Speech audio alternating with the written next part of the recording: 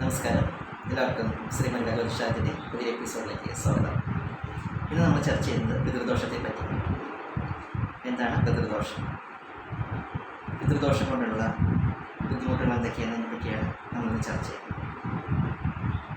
സന്താനങ്ങൾ ഇല്ലാതിരിക്കുക, സന്താനങ്ങൾ ഉണ്ടാവാൻ കാലതാമസം വരിക, സന്താനങ്ങളെക്കുറിച്ച് ഓർത്ത് വിഷമിക്കേണ്ടി വരിക, ഇതെല്ലാം പിതൃദോഷത്തിൻ്റെ ലക്ഷണങ്ങളാണ്. കുടുംബത്തിൽ നിരന്തര കലഹം, കുടുംബകലഹങ്ങൾ നിരന്തരമായി ഉണ്ടാവുന്നതും പിതൃദോഷത്തിൻ്റെ ഒരു ലക്ഷണമാണ്. അതുപോലെ തന്നെ എത്ര സമ്പാദിച്ചാലും കയ്യിലൊന്നുമില്ലാത്തൊരവസ്ഥ ഉണ്ടാവുന്നതും പിതൃദോഷത്തിൻ്റെ ഒരു പ്രധാന ലക്ഷണമാണ്. കുടുംബാംഗങ്ങൾ തമ്മിൽ നിരന്തര കലഹവും ഉറക്കക്കുറവും പിതൃദോഷത്തിൻ്റെ പ്രധാന ലക്ഷണങ്ങളാണ്. മരിച്ചുപോയവരെ നിരന്തര സ്വപ്നം കാണുക, അതുപോലെ തന്നെ കോടതി ഇടപാടുകളിലും കോടതി വ്യവഹാരങ്ങളിലും കാലതാമസം നേരിടുന്നതും അനുകൂല വിധി വരാനൊക്കെ ആയിട്ട് ഒരുപാട് കാലതാമസങ്ങൾ നേരിടുന്നതെല്ലാം പിതൃദോഷത്തിൻ്റെ ലക്ഷണങ്ങളാണ്.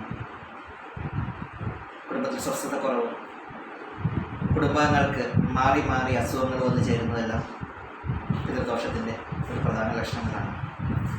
ഒരു കാരണവശാലും രോഗിണിക്കരുത്.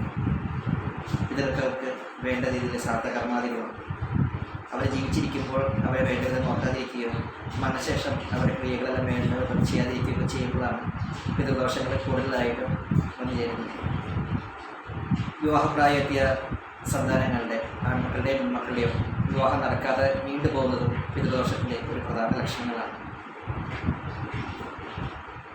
ഇത്തരം കാര്യങ്ങളൊക്കെ പിതൃദോഷത്തിൻ്റെ പ്രധാന ലക്ഷണങ്ങളാണ് കണ്ട് അനുയോജ്യമായ ദോഷപരിഹാരങ്ങൾ ജ്യോത്സ്യത്തിൽ ചെയ്യുന്നതെല്ലാം വളരെ നല്ലതായിരിക്കും.